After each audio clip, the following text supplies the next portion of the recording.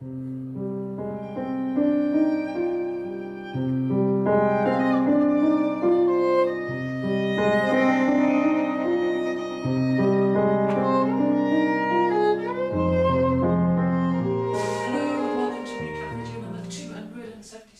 this Urban Tango Nights saga. This is the last one that will be added to our online playlist. Hopefully, because this is officially our last class that we taught online as well. It was in person as well, but it was the last one we were online. So we have taught a class online every single Monday since the 16th of March 2020. And obviously we've been teaching it every Monday since the beginning of January that year as well. So we've had well over 100 classes and not missed one of them. So I think that's a plug to show that how dedicated we are to tango, that we didn't stop or have a break. We kept tango going for all that time. We do have more classes coming up in person. So in this recap, we're going to recap what we taught in our Thursday class. We held our first Thursday class on the 7th of April, and that was our Argentine tango class followed by a blues class. So we're not going to recap the blues class, we're just going to keep this to all tango.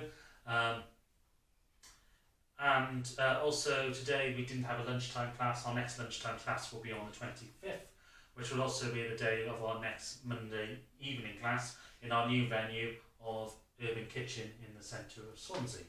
And that will start with a beginners class, which will form a beginners course, and there's a little leaflet. Check out our Facebook page and website for more details on how to book on for that. There will also be the intermediate and advanced class on the Mondays as well. And the Thursday class will just be running as normal. There's no bank holidays to interrupt that.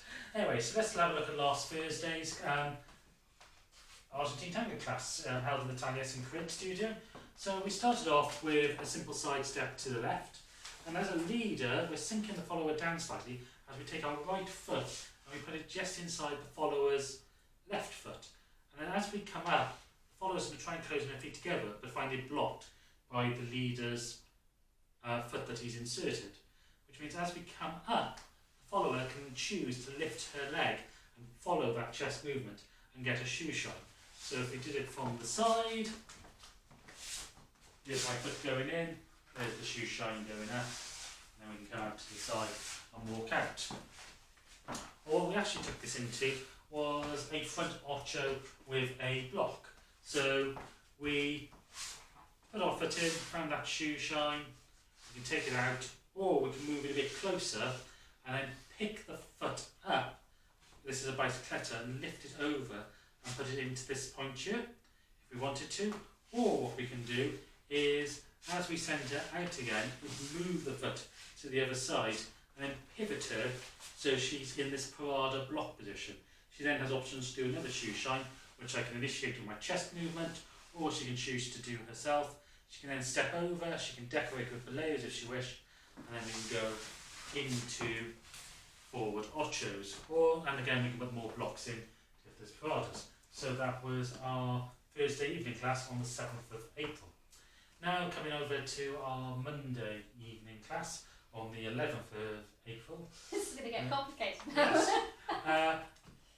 For some reason our venue was shut up, so we ended up doing an improvised class in our home studio with all the class members here, which meant it was a bit tight. We did it. We did it though. So we looked at Milonguero style tango, which is danced in a very close embrace and can be used for dancing in very small spaces.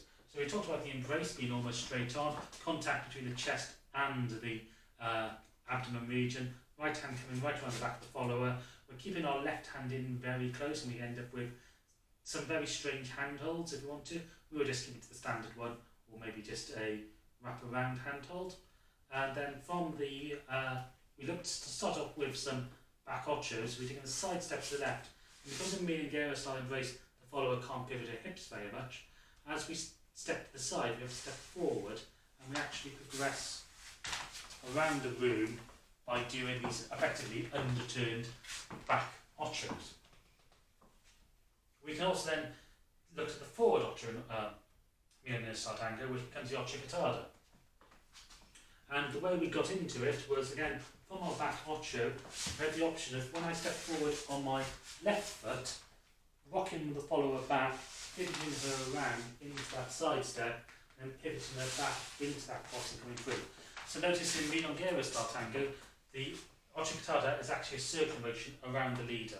We looked at the second way into that, which is almost from a hero. So as the follower goes into her back ocho, as she steps across to my right, I take her into a side step, keep that turn, she can come into that forward step, and then there's the ocho here.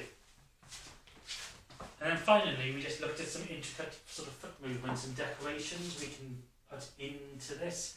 So let's do this from this direction. So here's that back ocho, here's the ocho guitarra. I can put my foot into a block, so when she comes to the cross, she finds she's blocked. She can do little shoe shines or little moves, little taps there. I can send her back through into that back step, and then bring her around into that side step.